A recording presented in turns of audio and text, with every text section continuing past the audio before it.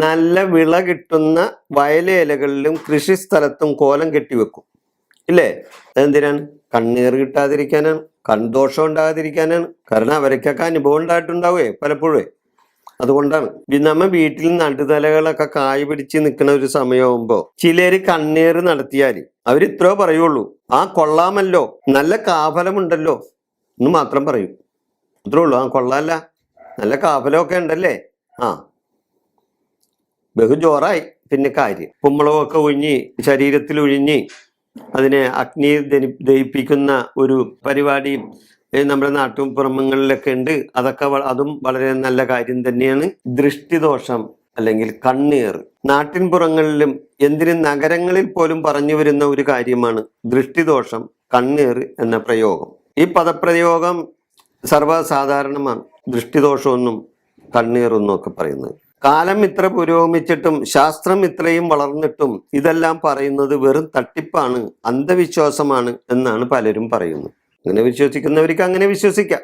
എന്നാൽ ഇതൊന്നേ ഇപ്പൊ അത് തട്ടിപ്പാണ്, അത് അന്ധവിശ്വാസമാണ് എന്നൊക്കെ പറയുന്നവർക്ക് ഇതുപോലെ ഒരു അനുഭവം കിട്ടുമ്പോൾ അവൻ വിവരം അറിയും. അതാണ് എനിക്ക് പറയാനുള്ളത്. അല്ലാതെ അവന് വിശ്വസിക്കാതിരിക്കുക ചെയ്യാം. അത് പോട്ടെ. ഈ ജ്യോതിഷം തന്നെ തട്ടിപ്പാണെന്ന് പറയുന്ന കുറച്ച് ആൾക്കാരുണ്ട്. ജ്യോതിഷത്തിൽ തട്ടിപ്പ് നടത്തി വയറ്റിപ്പഴപ്പ് നടത്തുന്ന ജ്യോതിഷന്മാരുണ്ടാകാം. അത് ഏത് ജോലിയിലും ഉണ്ട്. കുറെ ആൾക്കാർ എന്ത് ജോലിയിലാണെങ്കിലും അതുമായിട്ട് ബന്ധപ്പെട്ട് കുറച്ച് ആൾക്കാർ ചില കള്ളനാണയങ്ങളുണ്ടാവും. പക്ഷെ എന്ന് വിചാരിച്ച് എല്ലാവരും തട്ടിപ്പുകാരാണെന്ന് പറയരുത്. അതേപോലെ തന്നെ ഈ ജ്യോതിഷം തട്ടിപ്പാണെന്ന് പറയുന്ന ഇവരുടെ വീട്ടിൽ ഒരു നല്ല കാര്യം നടന്നു വെച്ചു, ഒരു നല്ല കാര്യം നടക്കുന്നു പറയുന്നു, നേരെ ഓടി ഒരു മുഹൂർത്ത് കൊടുക്കാൻ ഈ ജ്യോതിഷന്റെ മുമ്പിൽ ചെല്ലും. ഞങ്ങളുടെ മുമ്പിലൊക്കെ ഇത് എത്രയോ പേര് വന്നിട്ടുണ്ടെന്നറിയാം. ഞങ്ങൾക്ക് നേരിട്ട് കണ്ടുകൊണ്ടിരിക്കുന്ന കാര്യങ്ങളാണ്. പുറമേ നടന്നൊന്നും വീമ്പ് പറയൂര്, തട്ടിപ്പാണ് അവര്, അങ്ങനെയാണ് ഇങ്ങനെയാണ്, ജ്യോതിഷം മനുഷ്യനെ പറ്റിക്കണ പരിപാടിയാണെന്നൊക്കെ പറയും. എന്നിട്ട് ഇവരുടെ വീട്ടിലൊരു കാര്യം നടന്നു നോക്ക്,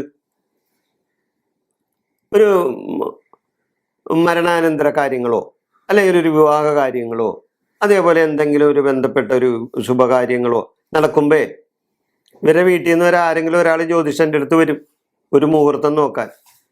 അപ്പൊ കാര്യം കാണാനായിട്ട് അന്നേരം ജ്യോതിഷന്മാരെ വേണം. അത് കഴിയുമ്പോൾ ജ്യോതിഷം തട്ടിപ്പാണ് അങ്ങനെ പറയുന്ന ചില ആൾക്കാരുണ്ട്. നമുക്ക് അവരെ ഒന്നും പറയാനൊന്നും പറ്റില്ല, കാരണം അത് ഓരോരുത്തരുടെ അഭിപ്രായ സ്വാതന്ത്ര്യമാണ്. അപ്പൊ ഈ സാധാരണ ഈ വീമ്പ് പറയുന്ന ഇവരോട് അവർക്കൊരു അനുഭവത്തിൽ വരുമ്പോൾ അവർക്ക് കാര്യങ്ങൾ അറിയാൻ പറ്റുള്ളൂ എന്നാണ് എനിക്ക് പറയാനുള്ളത്. അപ്പൊ കെട്ടിടങ്ങൾ പണിയുമ്പോൾ ഇപ്പോൾ കണ്ണീർ പറ്റാതിരിക്കാൻ എന്താ ചെയ്യണത്? പ്ലാസ്റ്റിക് പായ കെട്ടി മറക്കും, ഇല്ലേ? അത് നിങ്ങൾ കണ്ടിട്ടുണ്ടോ? ഈ കെട്ടിടങ്ങൾ പണിയുമ്പോൾ ഒരു പ്ലാസ്റ്റിക് പായ കെട്ടി ഇങ്ങനെ മറക്കും. എന്തിനാണ്? അതാരും കാണാതിരിക്കാൻ, അതിലേക്ക് കണ്ണി അല്ലാതിരിക്കാനാണ്, ഇല്ലേ? അതെന്താണ്? കണ്ണീർ കിട്ടാതിരിക്കാൻ വേണ്ടിയാണ് ആ കെട്ടിടത്തിന്. മുമ്പൊക്കെ ഈ പ്ലാസ്റ്റിക് പായ കെട്ടുന്നതിന് പകരം പണ്ടൊക്കെ ചെയ്യണത് എന്താണെന്നറിയാമോ? ഒരു കോലം ഉണ്ടാക്കിയിട്ട് ആ കെട്ടിടത്തിന്റെ മുമ്പിൽ കെട്ടിത്തൂക്കി വെക്കും, ഇല്ലേ? കാരണം ആദ്യത്തെ ദൃഷ്ടി, ഈ കണ്ണീറിൻ കാണിക്കുന്ന അവരുടെ ദൃഷ്ടി ആദ്യം ഈ കോലത്തിലോട്ട് ചെല്ലും. അത് കഴിഞ്ഞിട്ടാണ് പിന്നെ കെട്ടിടത്തിലേക്ക് ചെല്ലുള്ളൂ. അതേപോലെ തന്നെ നല്ല വിള കിട്ടുന്ന വയലേലകളിലും കൃഷിസ്ഥലത്തും കോലം കെട്ടിവെക്കും, ഇല്ലേ? അതെന്തിനാണ്? കണ്ണീർ കിട്ടാതിരിക്കാനാണ്, കൺദോഷം ഉണ്ടാകാതിരിക്കാനാണ്. കാരണം അവർക്കൊക്കെ അനുഭവം ഉണ്ടായിട്ടുണ്ടാവേ പലപ്പോഴേ. അതുകൊണ്ടാണ്. നമ്മ വീട്ടിൽ നടുതലകളൊക്കെ കായ് പിടിച്ച് നിൽക്കുന്ന ഒരു സമയമാകുമ്പോ ചിലര് കണ്ണീർ നടത്തിയാൽ അവരിത്രയോ പറയുള്ളൂ, ആ കൊള്ളാമല്ലോ, നല്ല കാഫലമുണ്ടല്ലോ എന്ന് മാത്രം പറയും.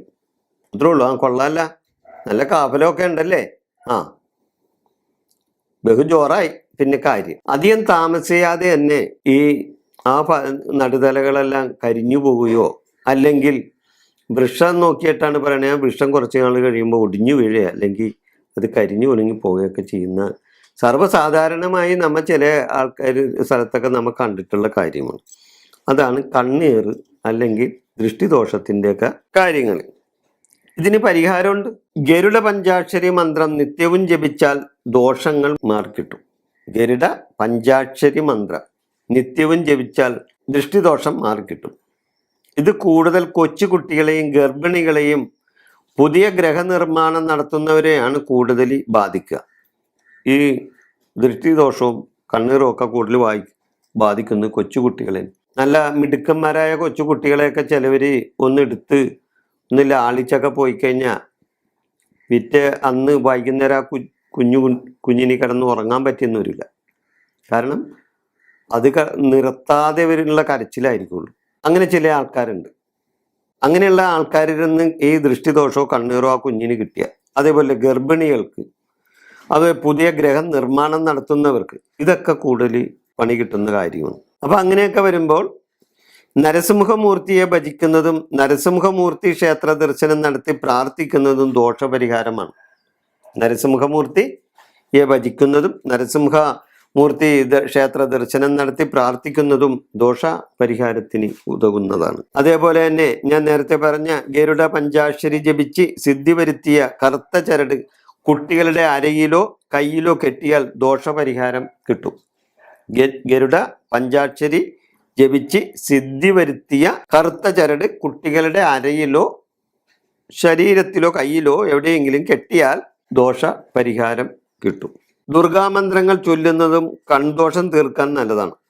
ദുർഗാദേവിയുടെ മന്ത്രങ്ങൾ ചൊല്ലുന്നതും ഈ ദൃഷ്ടിദോഷം തീർക്കാനായിട്ട് നല്ലൊരു കാര്യമാണ്. അതുകൂടാതെ പ്രത്യങ്കരമാല മന്ത്രം ജപിക്കുന്നതും ഉത്തമമാണ്. പ്രത്യങ്കരമാല മന്ത്രം ജപിക്കുന്നതും ഉത്തമമാണ്. വീട്ടിലെ സന്ധ്യാനാമത്തോടൊപ്പം ഓം നമോ നാരായണായ എന്ന് സ്തുതിക്കുന്നതും ഉത്തമമാണ്. നമ്മുടെ വീട്ടിലെ സന്ധ്യാനാമത്തോടൊപ്പം ഓം നമോ നാരായണായ എന്ന് സ്തുതിക്കുന്നതും ഉത്തമമാണ്.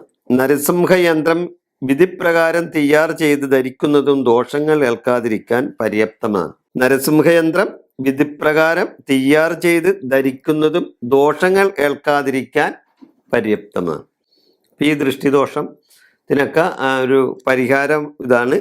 അതേപോലെ തന്നെ ഈ മുത്തശ്ശിമാരും മുത്തശ്ശിയൊക്കെ ഉള്ള കുടുംബത്തിലൊക്കെ ആണെങ്കിൽ കൊച്ചുകുട്ടികൾക്ക് ഇതുപോലെ ദൃഷ്ടിദോഷങ്ങളൊക്കെ വന്നു കഴിഞ്ഞാൽ അവർ നാട്ടിൽ അത് ചെയ്യുന്നതിന് ഉപ്പും മുളകൊക്കെ